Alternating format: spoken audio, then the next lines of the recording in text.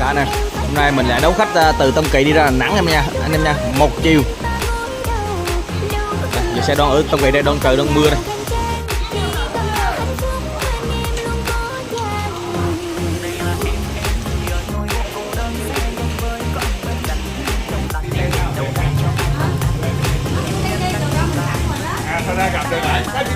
Sáng bị xã Tôn Đổn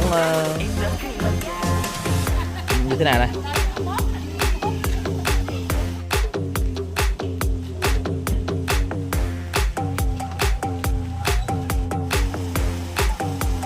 Dây lẹ anh em nha. Bây giờ chờ chắc đồ lên dây lẹ đây. Chơi he ngào cái gì đây?